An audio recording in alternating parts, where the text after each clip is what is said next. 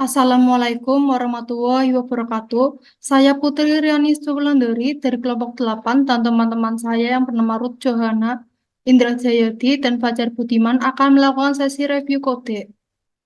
Berikut datasheet untuk proyek ini yang berisi informasi yang dikumpulkan dari platform pemesanan makanan online selama periode waktu tertentu. Selanjutnya, kita masuk saja ke sesi review kodenya. Yang pertama, ada kode untuk mengimport dataset ke dalam environment Google Colab. Di dalam kode ini, kita akan mengimport beberapa modul dan library. Kode ini untuk menentukan ukuran blok data, mengambil URL dataset, dan menyimpan dataset pada path directory Google Colab serta menghubungkannya. Kode ini akan mengunduh dan mendekompresi datasetnya. Kode print data source import complete untuk mencetak kalau prosesnya sudah selesai. Berikut untuk hasil run-nya. Import pandas as PD. Untuk mengimport library pandas dengan alias PD yang digunakan untuk manipulasi dan analisis data. Import matplotlib pplot as plt untuk mengimport modul pplot di dalam library matplotlib dengan alias plt. Matplotlib adalah library visualisasi data Python yang populer. Modul pplot menyediakan antarmuka yang mirip dengan MATLAB untuk membuat plot. Import Seaborn as SNS. Untuk mengimport library Seaborn dengan alias SNS merupakan library visualisasi data statistik Python yang dibangun di atas Matplotlib. Dengan mengimport library ini, kita dapat menggunakan fungsi dan metode yang disediakan oleh Pandas, Matplotlib, dan Seaborn untuk menganalisis dan memvisualisasikan data. Kode ini untuk membaca file CSV online foods CSV dengan menggunakan Pandas dan menampilkan 5 baris pertama dari data frame yang dibaca. Bisa dilihat outputnya memiliki 5 baris. Di fdraw kode ini untuk menghapus kolom unem 12 dengan menggunakan parameter inPlaceTrue. Perubahan diterapkan langsung pada data frame yang ada tanpa perlu menetapkan hasilnya ke variabel yang baru. Lalu kode ini untuk menampilkan 5 baris pertama dari data frame df setelah kolom unem-nya dihapus. Bisa dilihat outputnya, kolom unem-nya sudah terhapus. Kode df-sep memberikan informasi tentang dimensi data frame df, yaitu jumlah baris dan kolomnya. Ketika di run, data frame df-nya mempunyai 388 baris dan 12 kolom. Df describe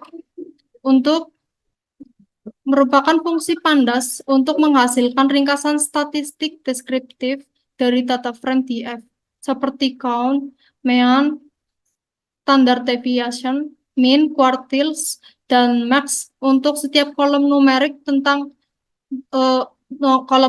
dalam data frame. Fungsi ini memberikan pandangan umum tentang distribusi nilai dalam data frame dan dapat membantu dalam pemahaman awal tentang data.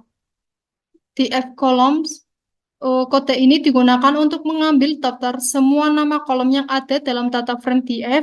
Kode ini memberikan informasi yang jelas tentang label atau nama yang terkait dengan setiap kolom di data frame. Untuk line code yang selanjutnya membahas seputar analisis segmentasi pasar secara spesifik. Line code berikut mengkategorikan individu ke dalam kelompok usia, menghitung jumlah individu di setiap kelompok, dan menghitung dan kemudian membuat diagram batal yang menunjukkan distribusi individu di berbagai kelompok usia. Variabel age counts di sini merupakan sebuah series yang berisi jumlah kemunculan setiap nilai usia diurutkan berdasarkan usia. Di fH ini mengakses kolom age dari data frame, kemudian ada metode value_counts untuk menghitung jumlah kemunculan setiap nilai unik dalam kolom age tersebut, kemudian ada short index untuk mengurutkan berdasarkan indeks, yaitu usia. Kemudian ada plt.bar. Plt.bar di sini membuat diagram batang menggunakan beberapa parameter. Yang pertama ada age counts.index. Age counts.index ini merupakan nilai usia. Kemudian ada age counts.values. Age counts.values di sini merupakan jumlah kemunculan atau frekuensi dari setiap nilai usia. Kemudian ada color green dan juga age color black, di mana ini berfungsi untuk menginstruksikan agar warna dari batang tersebut berwarna hijau dengan tepi berwarna hitam. Kemudian ada plt.title untuk menambahkan judul pada diagram batang dengan nama distribution of ages dan mengatur ukuran font sebesar 16. Kemudian ada plt.xLabel, yaitu untuk menambah label pada sumbu X, yaitu ages dengan font size sebesar 12. Ada juga plt.ylabel, berfungsi untuk menambah label pada sumbu Y dengan font size sebesar 12. Kemudian ada plt.type_layout. plt.type_layout di sini berfungsi untuk memperbaiki layout plot untuk memastikan semua elemen terlihat dengan baik. Kemudian ada plt.gcf.patch.set_face_color. Di sini berfungsi untuk mengatur warna latar belakang dari gambar menjadi sky blue. Kemudian ada plt.gca.set_face_color, berfungsi untuk mengatur warna latar belakang sumbu menjadi kuning atau yellow. Kemudian ada plt show untuk menampilkan plot. Berikut untuk hasilnya. Kemudian ada blok kode selanjutnya yang berfungsi untuk mengetahui bagaimana korelasi antara marital status atau status pernikahan dengan educational qualifications atau kualifikasi pendidikan. Pertama-tama dilakukan impor fungsi to_contingency dari modul scipy.stats. Kemudian kita mendefinisikan variabel contingency_table untuk membuat tabel kontingensi dari dua variabel kategorikal, yaitu marital status dan juga educational qualifications menggunakan fungsi crosstab. Fungsi ini akan menghitung jumlah kemunculan setiap kombinasi kategori antara kedua variabel tersebut. Kemudian ada line selanjutnya di sini berfungsi untuk menggunakan fungsi dari to_contingency tadi untuk melakukan uji chi-square pada tabel kontingensi yang telah dibuat sebelumnya. Di sini kita akan menghasilkan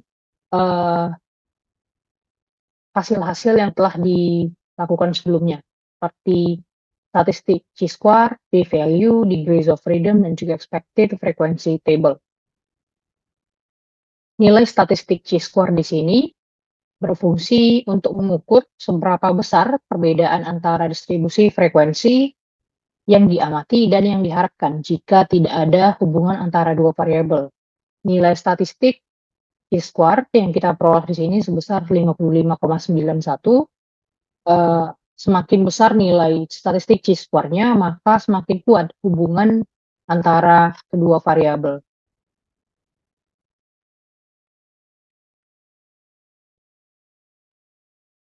Kemudian ada p-value. P-value menunjukkan probabilitas untuk mengamati hasil yang lebih ekstrim daripada yang diamati jika asumsi bahwa tidak ada hubungan antara kedua variabel. Nilai p-value yang diperoleh dari di sini adalah sebesar 2,92 dikali 10 pangkat minus 9. Dalam kasus ini, nilai p-value sangat kecil yang menunjukkan bahwa terdapat hubungan yang signifikan antara status pernikahan dan kualifikasi pendidikan. Kemudian ada DOF atau Degrees of Freedom. Degrees of Freedom atau derajat kebebasan di sini merupakan jumlah kategori dalam masing-masing variabel dikurangi 1, kemudian dikalikan bersama. DOF yang diperoleh di sini bernilai 8. Kemudian ada expected yang merupakan tabel yang menunjukkan nilai frekuensi yang diharapkan untuk masing-masing sel dalam tabel kontingensi jika tidak ada hubungan antara kedua variabel. Kemudian selanjutnya secara spesifik ditujukan untuk membahas mengenai analisis perilaku customer, yaitu bagaimana status pernikahan mempengaruhi pendapatan bulanan. Bagian ini menggunakan fungsi group by pada data frame untuk mengelompokkan baris-baris berdasarkan nilai pada kolom monthly income. Di sini dikelompokkan menjadi 5 kelompok, dari kelompok 0 hingga 4. Kelompok 0 bernilai 10.001 hingga 25.000, kemudian ada kelompok 1 dari 25.001 hingga 50.000, kemudian kelompok 2 di bawah 10.000, kemudian kelompok 3 di atas 50.000, dan kelompok 4 tanpa pendapatan atau no income. Kemudian untuk blok kode selanjutnya berfungsi untuk mengubah nilai-nilai tertentu dalam kolom monthly income sesuai dengan kriteria yang kita tentukan. Misalkan pada baris pertama, kita mengganti semua nilai dari 10.001 hingga 25.000 menjadi 17.500. Kemudian ada baris kedua, kita mengganti monthly income dari 25.001 hingga 50.000 menjadi 37.500. Dan seterusnya untuk baris ketiga, keempat, dan kelima. Nah, setelah kita menjalankan kode ini, maka dapat kita simpulkan bahwa kolom monthly income akan berisi representasi numerik, bukan lagi nilai kategorikal aslinya. Kemudian ada untuk line code yang selanjutnya ada as type dalam kurung in. Di sini dia berfungsi untuk mengubah tipe data pada kolom monthly income menjadi integer atau int. Kemudian untuk baris kode selanjutnya, kita akan menggunakan metode group by untuk mengelompokkan data berdasarkan kolom marital status, kemudian mengambil kolom tersebut dari setiap kelompok, kolom monthly income dari setiap kelompok, dan akhirnya menghitung rata-rata pendapatan bulanan untuk setiap kelompok status pernikahan. Ini menghasilkan series yang berisi rata-rata pendapatan bulanan untuk masing-masing status pernikahan. Di sini ada metode short values, ascending falls, digunakan untuk mengurutkan nilai-nilai tersebut secara menurun sehingga status pernikahan dengan rata-rata pendapatan bulanan tertinggi akan muncul pertama. Bisa dilihat untuk status pernikahan merit menghasilkan pendapatan bulanan tertinggi, dan single, marital status single menghasilkan monthly income terendah. Kemudian blok kode selanjutnya menghasilkan sebuah diagram batang yang menunjukkan pola pendapatan berdasarkan pekerjaan.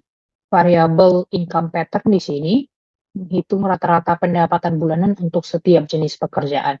Ini dilakukan dengan mengelompokkan data berdasarkan kolom occupation, kemudian mengambil kolom income dari setiap kelompok occupation, dan menghitung rata-rata pendapatan bulanan untuk setiap kelompok pekerjaan.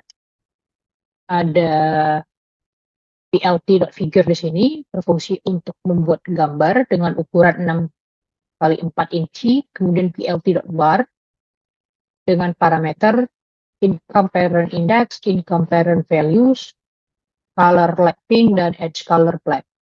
yang mana berfungsi untuk membuat diagram batang dengan parameter income pattern index dan values, dan menggambar batang dengan berwarna light pink dengan tepi berwarna hitam.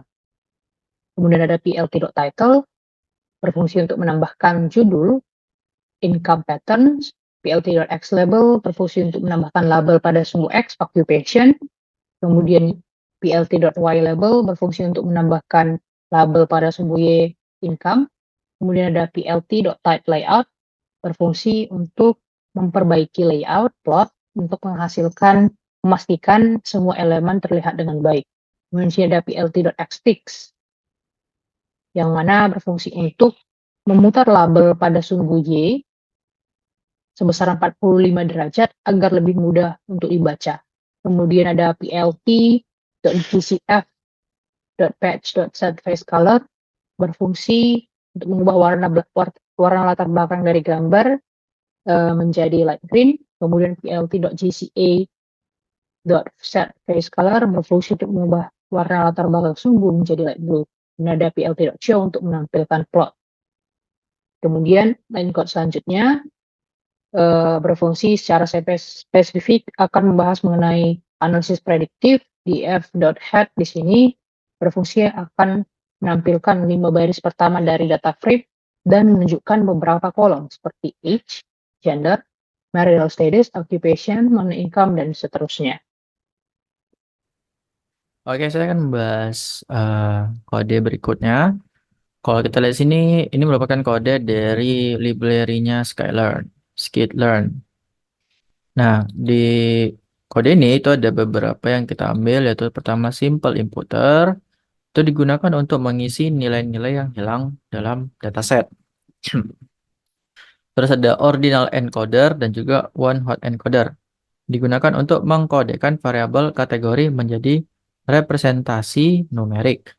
Terus ada kolom transformer, digunakan untuk menggabungkan beberapa transformasi data pada kolom yang berbeda. Linear regression digunakan untuk membangun model regresi linear. Pipeline dan juga make pipeline digunakan untuk menyusun beberapa langkah pemrosesan data dan pembuatan model secara berurutan. Train test split digunakan untuk membagi dataset menjadi data latih dan data uji. Mean absolute error, mean square error, dan juga L2 score digunakan untuk mengukur kinerja model dengan metrik seperti mean absolute error, mean square error, dan juga R2 error. Nah, kode selanjutnya ada Xtrend, Xtest, Ytrend, dan juga Ytest. Ini apa sih? Ini merupakan data yang diuji dan juga data yang dites. Nah, terus kita menggunakan train test split yang tadi sudah dijelaskan adalah untuk membagi data yang dites dan juga data yang ditrain. Nah, di dalamnya ada data frame. Terus kita keluarkan kolom yang bernama monthly income. Selanjutnya, di df kurung siku monthly income ini berarti kita menunjukkan kolom monthly income ini sebagai target variable. Dan selanjutnya itu ada tes, habis itu size, tes garis bawah size 0.2, itu artinya kita akan menguji data tersebut sebesar 20%. 0.2 ini berarti 20%, tapi kalau mau lebih mungkin bisa 0.5 jadi 50% ataupun bisa 80%. Selanjutnya, random stat sama dengan 42 ini adalah kita tuh menyediakan nilai sembarang agar pembagian data menjadi konsisten. Oke, untuk kode selanjutnya, di sini ada pd.dataframe, dalam kurungnya ada x garis bawah trend titik head to kurung, dalam kurung. Ini apa sih? Ini merupakan library dari Panda yang digunakan untuk membuat data frame dari objek Xtrend. Terus titik head ini buat apa sih? Itu untuk menampilkan 5 baris pertama dari data frame tersebut. Nah, kalau kita bisa lihat di sini kalau kita jalanin, ini udah ada 5 baris pertama dari data frame tersebut. Ada 1, 2, 3, 4, 5. Nah, terus ada kolomnya tuh ada banyak, ada age, ada gender, material status, ada occupation, ada educational qualification, ada family size, ada latitude, ada longitude, ada pin code, output, dan juga feedback. Nah, selanjutnya itu ada extend.shape. Nah, ini untuk apa sih? Untuk mendapatkan dimensi atau ukuran dari data frame. Ya, data frame-nya si extend ini. Nah, dalam hal ini, metode ini memberikan tuple yang berisi jumlah baris dan kolom dari data frame. Nah, bisa kalau kita jalanin, itu ada hasilnya itu ada ini. Ini apa sih, Bang? Nah, ini kalau kita baca itu berarti 310 baris dan juga ada 11 kolom. Dari banyaknya eh, baris dan kolom yang ada dalam data yang kita latih. Terus itu ada numerical column. Ya, ini biasa aja cuma memberikan indeks 0, 5, 6, 7, 8. Terus ada cat ini disingkat kepanjangannya kategori nominal. Terus ada indeks 1, 2, 3. Terus ada kategori ordinal, ada indeks 5, 9, 10. Nah, selanjutnya kita akan bahas handle numerical. Itu ada pipeline. Nah, pipeline tadi kan simpelnya tuh yang dia memberikan step lah. Dia memberikan langkah untuk menjalankan kodenya. Nah, di sini itu ada langkah pertama. Langkah pertamanya eh, itu dibilang sebagai input. Atau kalian bisa ganti, terserah sih sebenarnya ini kalian mau ganti langkah 1 atau angka string apa 1 titik berapa sekian, terserah. Tapi di sini kita pakai input. Nah, di sini kita ada namanya simple inputer. Apa sih Bang? Apa sih simple inputer ini? Simple inputer ini itu dia adalah dia mengganti nih data yang hilang. Data yang hilang dengan eh, data, kalau di sini kan kita pakai namanya mean. Mean itu berarti nilai rata-rata. Berarti di sini data yang hilang tadi akan diganti dengan nilai rata-rata. Contohnya gimana? Kalau misalnya ada kolom umur misalnya, terus ada beberapa data yang hilang, maka dia akan mengganti data yang hilang tadi dengan menjumlahkan keseluruhan data dari kolom umur itu. Maka setiap data yang hilang akan diubah, dia akan diganti dengan nilai rata-ratanya. Terus ada handle nominal. Di sini ada 2 step berarti ada input sama encode. Kita bahas input dulu. Input itu dia data yang hilang tadi, ini beda. Data yang hilang tadi dia nggak diubah dengan mean, tapi dia diubah dengan namanya most frequent. Most frequent ini berarti nilai yang sering muncul atau ya benar sih nilai yang paling banyak muncul lah ya. Kalau contohnya misalnya ada kolom status status perkawinan misalnya ada yang single, ada yang udah nikah dan lain-lain lah ya. Terus ada data yang hilang di situ. Maka cara pengisian datanya adalah dengan eh, melihat nilai apa data mana sih yang sering muncul.